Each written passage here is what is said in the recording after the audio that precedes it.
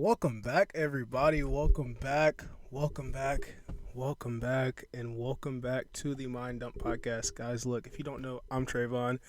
And I walk you through all of my deepest, darkest, most funny, memorable, and entertaining thoughts. Yeah, that's what we do here. So, guys, it's the end of the semester. It's been a long semester. Just a couple months ago, it was hot outside. Now it's 32 degrees every night.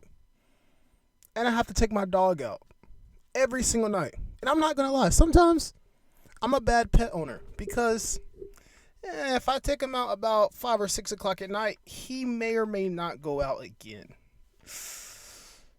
It's cold. And I don't like sitting outside in the cold.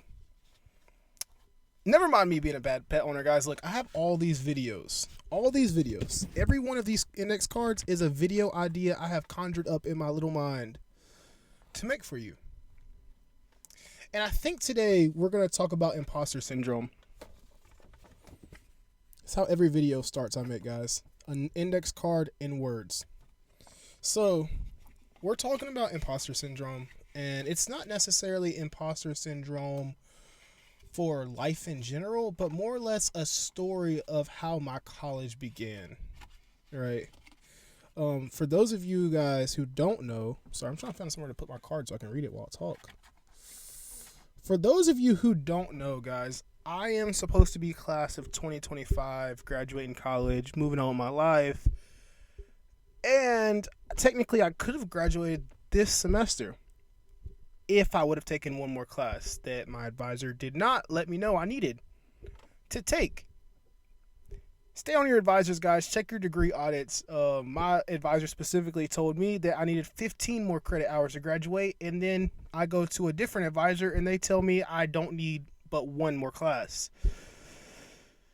Apparently, degree works, and the system they use was having malfunctions, and so I'm going to stay in school longer than I need to.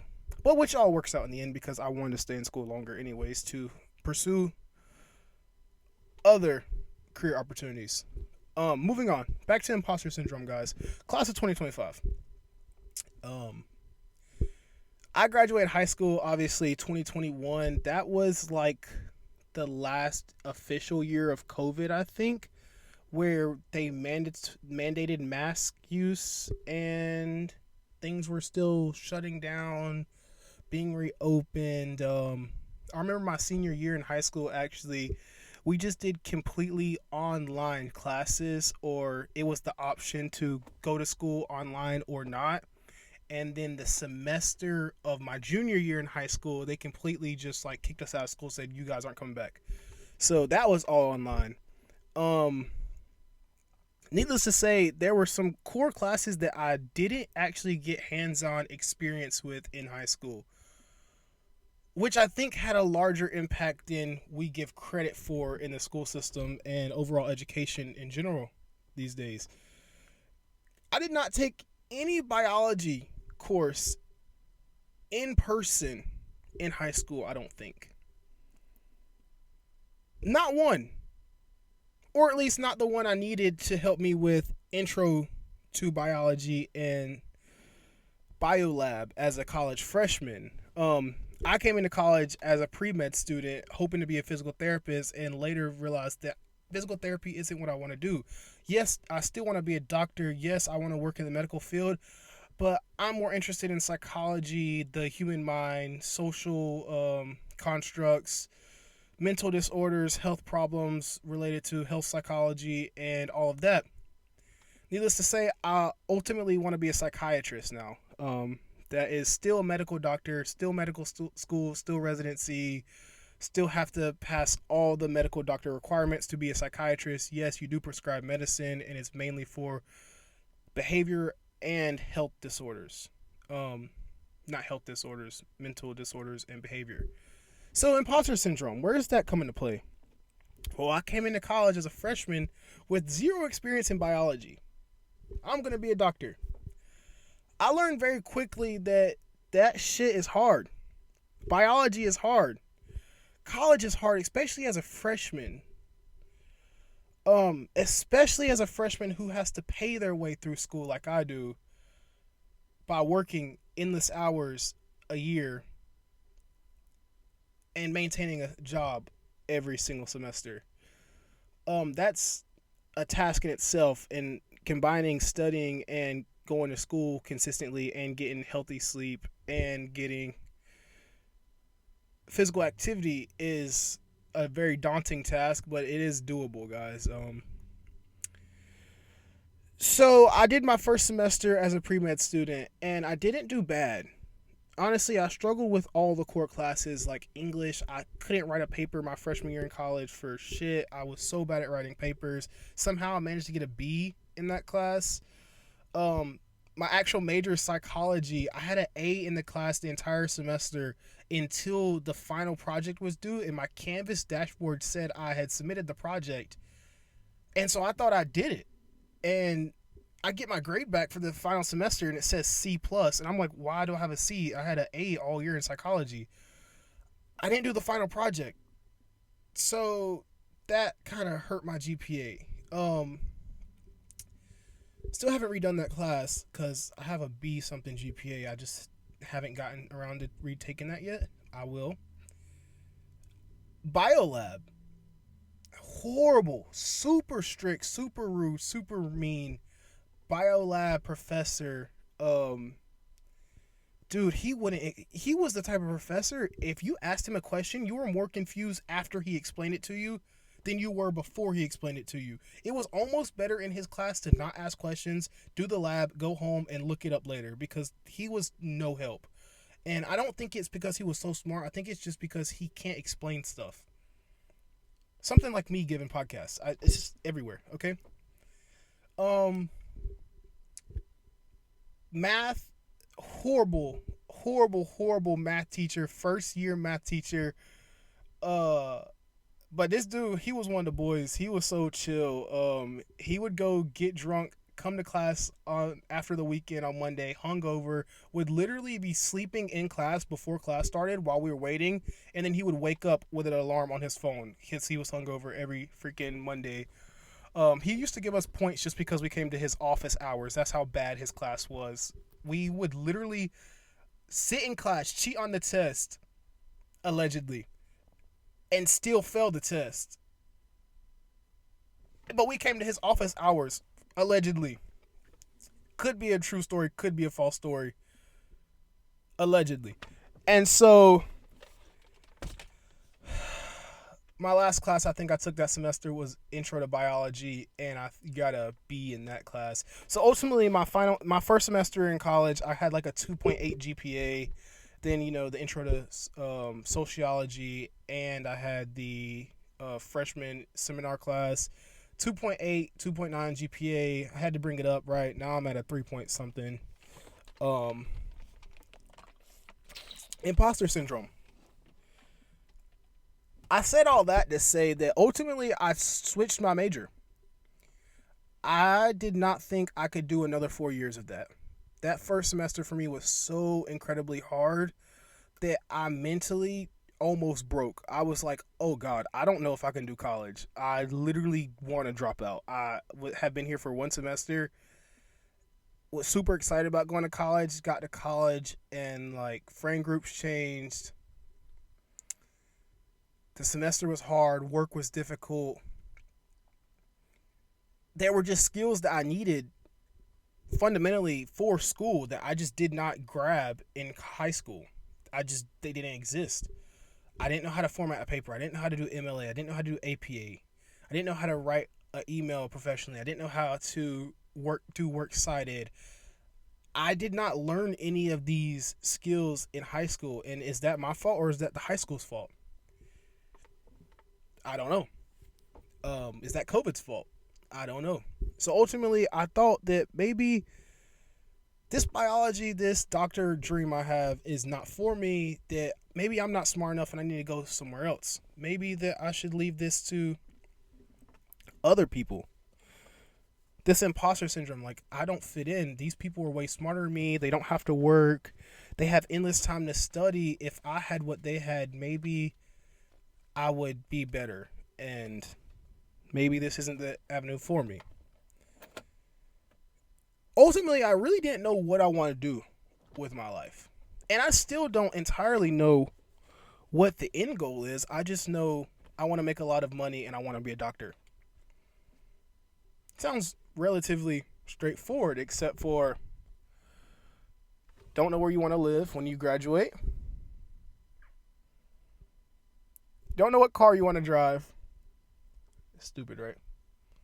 Don't know where you want to work. It's just a whole bunch of I don't knows. It's just wherever the wind takes me, I guess.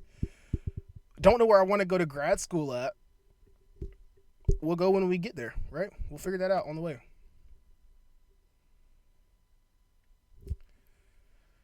And so sometimes, like, we tell ourselves that we can't do it, that we shouldn't be there, that maybe everyone else is smarter than me. And the more conversations you have with people, the more you realize that they struggle too. The more deep, actual intellectual conversations you have, not just what was the football score on Saturday and who was playing in the World Series and did you see the new episode of Love Island or something like that. Like, when you actually have genuine conversations with people, you realize that you're not the only one that struggles.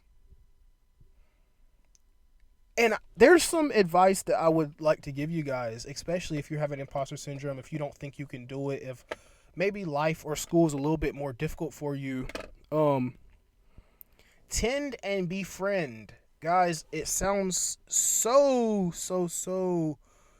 bad to say. For those of you who don't know what tend or befriend is, basically in psychology, it's like the fear, fight or flight response, right? When you're in a predicament, what do? Well, some people tend and befriend. Yeah, I understand. I know where you're coming from. I understand you're upset. You don't have to do this. There's a other way. Here, man, I agree with you, right? You tend to befriend the people who know what they're doing. Or maybe they don't completely understand it, but they know a little bit more than you may know. Right? It's not that we're using them, but it also helps you build friends. And you realize that these people are just as confused as you are. Especially me, someone who is naturally more outspoken. Many people don't tell you how lost they are. They don't go around telling you all their problems. They don't tell you that they got a C on that test. They don't tell you that they spent 5 hours studying or they forgot to study for the test.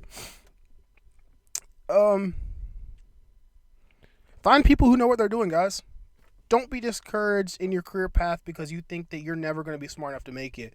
Because I've been watching so many YouTube videos of pre-med students, med students, and resident students online, and they almost do the same exact thing that I'm telling you guys, is that they struggled the entire way to get there. That they didn't think they were going to get in med school with a 3.2 GPA or a 3.0, or they didn't think that they could get a C in biology and still get in med school. They didn't think they could get a relatively average or below average MCAT test score and still get in med school. Like, there's other ways to get where you're going, guys. So all that wraps back into imposter syndrome. Just don't think that you're the only one. You're not supposed to be there. Because I feel like it's a mindset. Like, you can psych yourself out of what you really want to do with your life.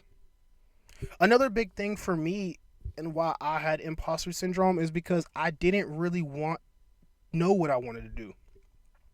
And it's easier to have imposter syndrome when you don't really know where you want to go, what you want to do. It's like, well, I guess this isn't fun. I guess it's hard and boring. This isn't where I'm supposed to be. When sometimes that is where you're supposed to be. It's just not exactly what you're going to do. Right? So since freshman year, I have changed my major to psychology. I have one more course I have to take, and I won't take that for like another 2 years because I still need to get all my pre-med requirements before I graduate so that financial aid will kick in some money. So I've pretty much completed psychology. I've gained a business administration minor, and I'm about to do 2 more years and either get a biology major or just get the pre-med requirements and leave. It depends on what I feel like doing. Right now, I think I can get the entire biology major within this next 2 years, while I have to take all the 4 chemistries and the physics and the cell biology and the microbiology, anatomy and physiology 1 and 2. Maybe is there a doctor definition? There's some class it's called like nursing fundamentals or something like that. Nursing terminology or something. I don't know what it's called. It's pretty much all the medical terminology you might need to know if you work in a doctor's office or something. Hold on, I just got here, guys. Thumbnail.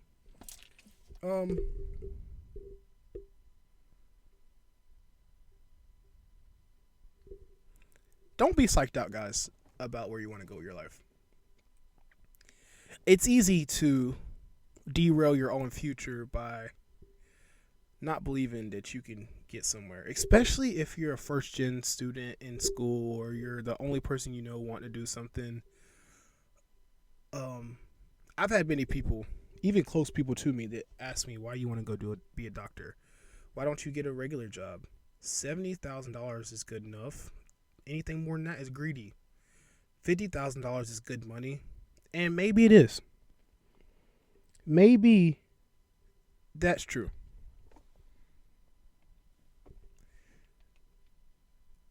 It's not necessarily the money, it's the lifestyle. It's the what can you get from obtaining $200,000 a year, $250,000, $300,000, $180,000. It's not the money that makes people happy. It's the lifestyle that comes with the money. It's the freedom. It's the time. It's the pleasure. It's the vacations. It's not necessarily I have a lot of money, so I get to flash it. I get to have sports cars. That's not necessarily what the reasoning is. And so people try to talk you out of what you want to do because they don't understand why you want to do it. But for some people, $50,000 is enough to live the life they want to live. Go to the bar on the weekends. Go to the beach. Come home. Go to work Monday through Friday. 9 to 5. Clock out. Sit on the couch. Watch TV. Not go to the gym. Not better themselves. Not learn anything. Not write anything. Not travel much. Just work at home is what most people end up doing. And that's ultimately what I don't want to end up doing with my life. I can't imagine myself where I'm not working on something else. Like the day you lose the vision, you lose a dream, you lose a goal, is like the day you start dying. You don't have anything else to accomplish. You're just sitting around letting time kill you. Wasting away. Getting fat. Getting lazy. Occurring health problems. Not saving money, right? Always work towards a goal. Or at least that's what I do. Imposter syndrome, guys. You belong there. Don't let anybody tell you you don't. Don't psych yourself out. I love you guys. As always, like, subscribe, comment down below. And watch this video. Click here to subscribe. And leave a thumbs up. Love you guys.